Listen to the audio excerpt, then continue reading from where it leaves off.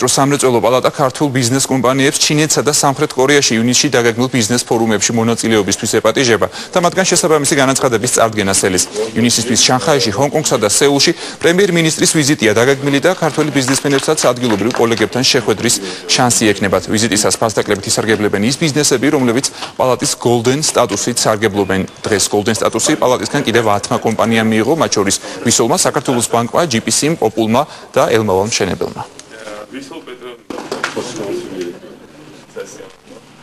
გვაქვს ბაზა დაახლოებით 600-მდე მსხვილი გადამხდელია როგორც იქ საქართველოში, ასევე სხვისი ძირითადად უცხოეთში ვიზიტებით ინტერესდებიან ხოლმე მსხვილი გადამხდელები, ბუნებრივიც არის ვინაიდან ეს ფინანსურ დანახარსთან არის დაკავშირებული და ძირითადად ესენი არიან ექსპორტიორები და სხვებისთვის ეს თქვა ნაკლებად მნიშვნელოვანია, თუმცა არის ხოლმე ხშირად საშუალო კომპანიები, რომლებიც საკმაოდ აქტიურობენ, განსაკუთრებით კონსალტინგის კუთხით, არის ბევრი კომპანია, რომელსაც თქვა ჩვენი მუდმივი კლიენტია ამ თვალსაზრისით, ჩვენ ყველა მათგანს დავუგზავნით. ახლა ამ კვირაში ხდება უკვე დაგზავნა, ვინაიდან პროგრამა შედგენილია და ვინც გამოგვეხმაურება დაახლოებით როგორც წესი ჩვენ ვიზიტში მონაწილეობას ღებულობს ხოლმე 10-დან 15-მდე კომპანია.